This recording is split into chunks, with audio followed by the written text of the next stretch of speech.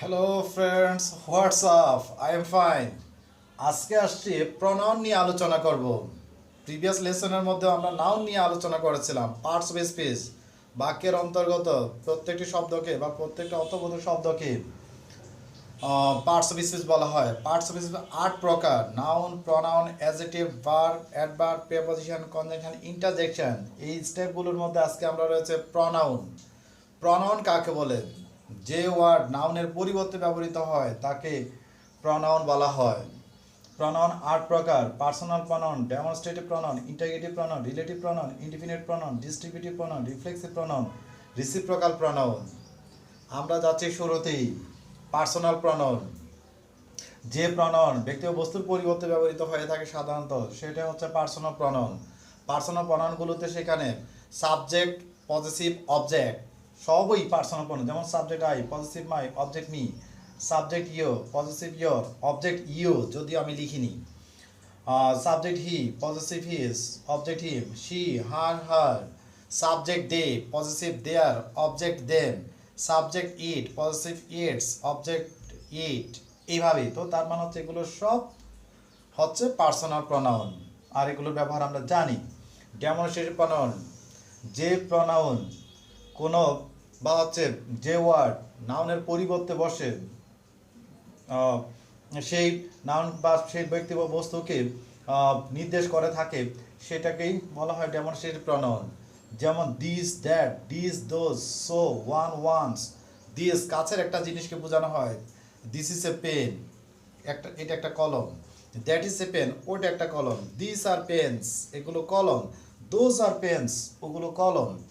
The boy is making noise, ছেলেটা এখানে গোলমাল করছে বা চেঁচামেচি করছে বা শব্দ করছে। আই ডোন্ট লাইক সো, এই সোটা পর্যন্ত এখানে demonstrative pronoun. One, this pen is not good, I need another one, আমার অন্য একটা দরকার, এইরকম। বা হচ্ছে this books are not good, I need other ones.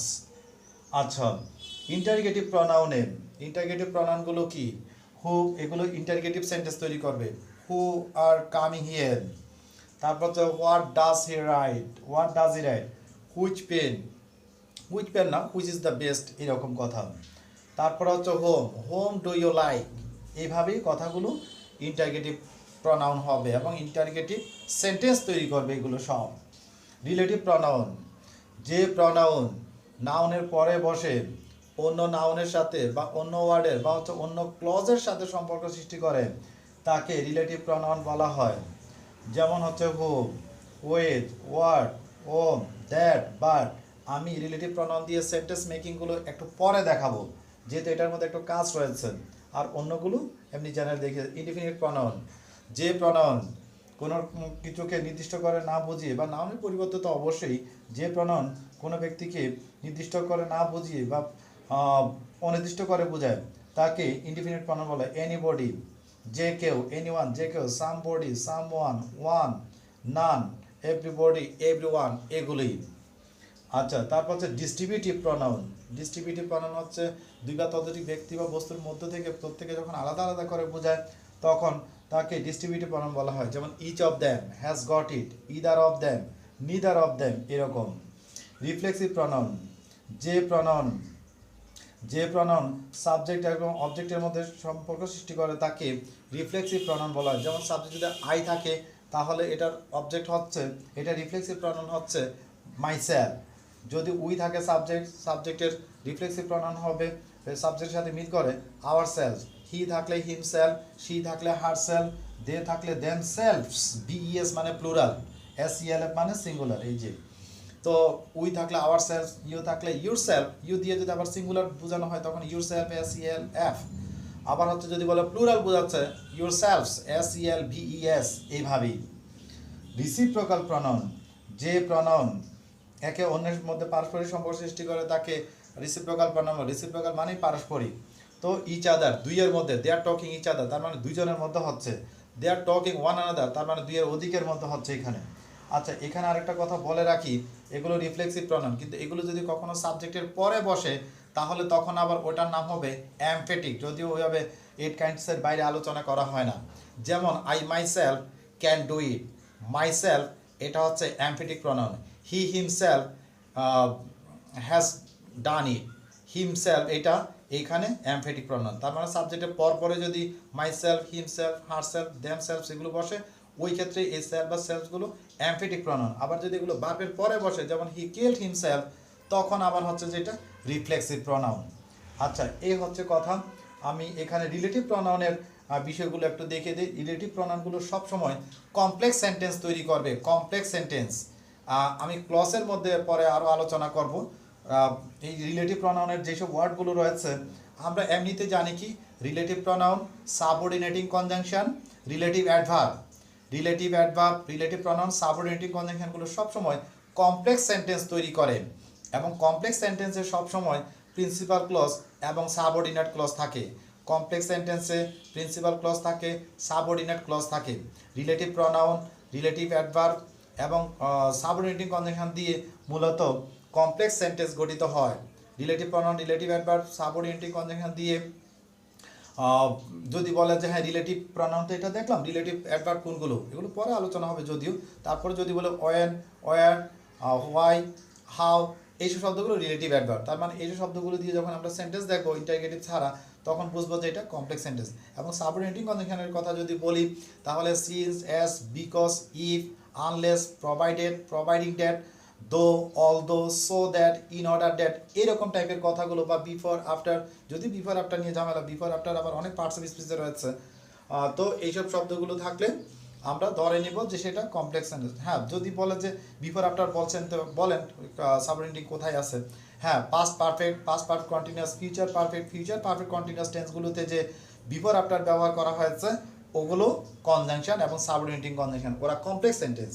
আচ্ছা, আমি এখন বলতে যাচ্ছি তাহলে কি বলেছি, relative pronoun, relative adverb, subordinating কনজাংশনগুলো কমপ্লেক্স সেন্টেন্স তৈরি করে। কমপ্লেক্স সেন্টেন্সে প্রিন্সিপাল ক্লজ থাকে এবং সাবঅর্ডিনেট ক্লজ থাকে অবশ্যই। তো আমি যদি এটা দিয়ে সেন্টেন্স এখন দেখাতে যাই, হু দিয়ে I know, I know, I know হিম, একটু ধারণা দেওয়ার চেষ্টা করা। I know him, I know him who, I know him who comes here, আমি তাকে চিনি যে এখানে আসে। এই যে হু দিয়ে যুক্ত, এটা হচ্ছে সাবঅর্ডিনেট ক্লজ। তার মানে হচ্ছে যে আমরা relative pronoun, relative adverb, subordinating conjunction দিয়ে যেসব সেন্টেন্সগুলো তৈরি হচ্ছে, এগুলো হচ্ছে complex sentence.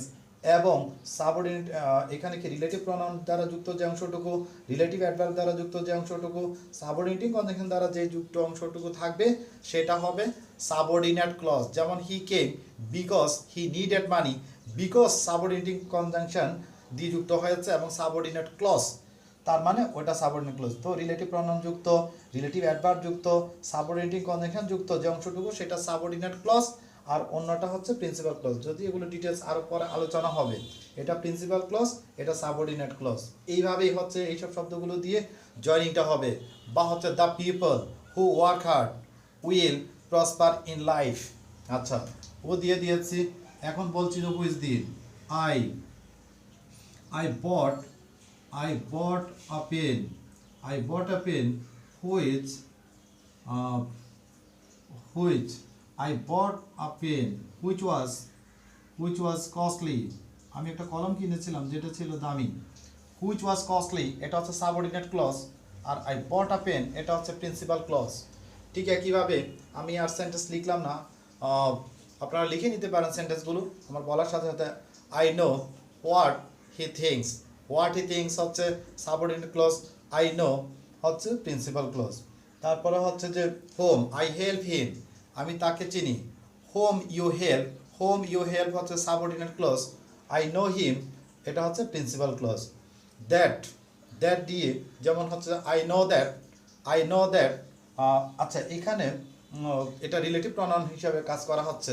I help the women that came yesterday, I help the women that came yesterday. হ্যাঁ, অনেকে বলবো যে ব্যক্তির ক্ষেত্রে তো হু ব্যবহৃত হয়ে থাকে। হ্যাঁ, ব্যক্তির ক্ষেত্রে হু ব্যবহৃত হয়ে থাকে, আবার ব্যক্তির ক্ষেত্রে অনেক ক্ষেত্রে দ্যাট ব্যবহৃত হতে পারে। যেমন আমি বললাম I help the women that came yesterday, no problem for that. তারপরে আসি হচ্ছে বার্টে। বাট অনেক পার্টস অফ স্পিচ আছে। বাট কনজাংশন হয়, বাট রিলেটিভ প্রনাউন হয়, বাট নাউন হয়, বাট ভার্ব হয়, অনেক ঝামেলা আছে। তারপর আমি যদি একটু বলি he is poor but honest, এই সেন্টেন্সটার মধ্যে বাট হচ্ছে এই সেন্টেন্সের মধ্যে বাট হচ্ছে কোঅর্ডিনেটিং কনজাংশন এবং কনজাংশন, মূলত কনজাংশন, এরপর হচ্ছে কোঅর্ডিনেটিং কনজাংশন কম্পাউন্ড সেন্টেন্স তৈরি করেছে। হি ইজ পুয়ার বাট অনেস্ট, এই বাটটা হচ্ছে কনজাংশন, আর একটু ডিপলি বললে কোঅর্ডিনেটিং কনজাংশন। আচ্ছা, তারপর হচ্ছে there is no mother but loves her child, এইরকম, বা there is no teacher but teachers well, এই বাটটা হচ্ছে এখানে রিলেটিভ প্রনাউন। আবার হচ্ছে যে বাট মি নো বার্ডস, এই বাট মি নো বার্ডস, আর কোনো কিন্তু করো না, এই সেন্টেন্সটার মধ্যে যে বলে যে বাট মি নো বার্ডস, প্রথম বারটা হচ্ছে বার, পরের বার্ডসটা হচ্ছে নাউন। তারপরে আবার প্রেপোজিশনও আছে, none but Allah can save us, none but Allah can save us, এখানে যে বাট এটা হচ্ছে প্রেপোজিশন। তো বলেছিলাম কি he is poor but honest, conjunction. There is no mother but loves her child, এই বাট হচ্ছে রিলেটিভ প্রনাউন। তারপর হচ্ছে বাট মি নো বার্ডস, প্রথম বারটা হচ্ছে বার, পরের বার্ডস হচ্ছে noun. But me no birds কথার অর্থ হচ্ছে আর কোনো কিন্তু করো না, মানে আমি একজনকে বললাম যে চলো চলো একটু বাজারে চলো, সে বললো যে না আমার কাছে, আমি বললাম যে না না চলো একটু চলো, আমি তোমাকে পরে সাহায্য করবো, এই যে একটু পিড়াপিড়ি করা বা জোর করা, সেটা হচ্ছে আর কোনো কিন্তু করো, বাট মি নো বার্ডস। আচ্ছা, তারপর হচ্ছে none but Allah can save us, এখানে নানের পরে যে বাট এটা হচ্ছে প্রেপোজিশন। তো আচ্ছা, আমরা একটু ধারণা দেওয়ার চেষ্টা করেছি যদিও। তো এই বাট হচ্ছে কি আমার, there is no mother but loves her child, there is no teacher but teachers well, এইরকম কথাগুলোর যে বাট, এই বাটটা হচ্ছে রিলেটিভ প্রনাউন। এই হচ্ছে কথা। তো আমি যদি আবার একটু রিভাইসে যেতে চাই, প্রনাউন, যে ওয়ার্ড নাউনের পরিবর্তে ব্যবহৃত হয় তাকে প্রনাউন বলা হয়। প্রনাউন 8 প্রকার: personal pronoun, demonstrative pronoun, integrative pronoun, relative pronoun, indefinite pronoun, distributive pronoun, reflexive pronoun, reciprocal pronoun. Personal pronoun কোনগুলো? যে ওয়ার্ডগুলো মূলত নাউনের পরিবর্তে ব্যবহৃত হয়ে যায়, সেগুলো হচ্ছে মূলত পার্সোনাল প্রনাউন। যেমন subject, possessive object, subject, possessive object সবাই পার্সোনাল প্রনাউন।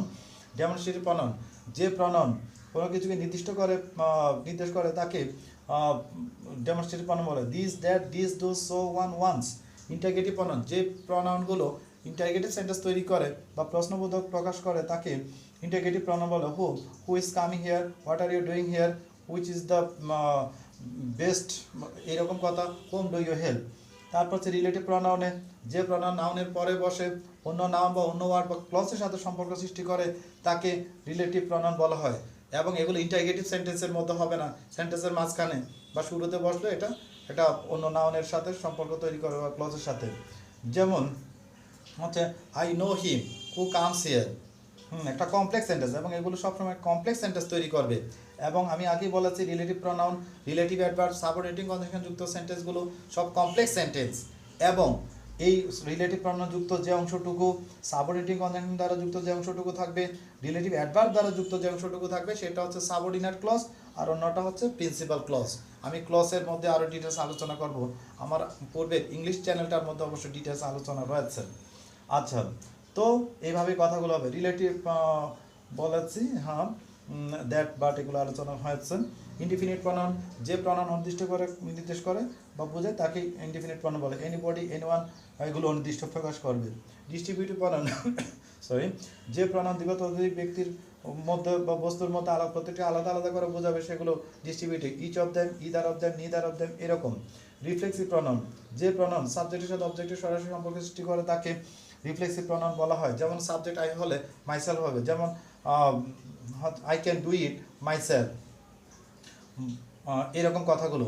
তারপর হচ্ছে যে we hour selves, subject we থাকলে ওইদিকে আওয়ার সেলফ হবে, সাবজেক্ট হি থাকলে হিমসেলফ হবে, যেমন হি হ্যাজ কিল্ড হিমসেলফ, এরকম। দে দেমসেলফস।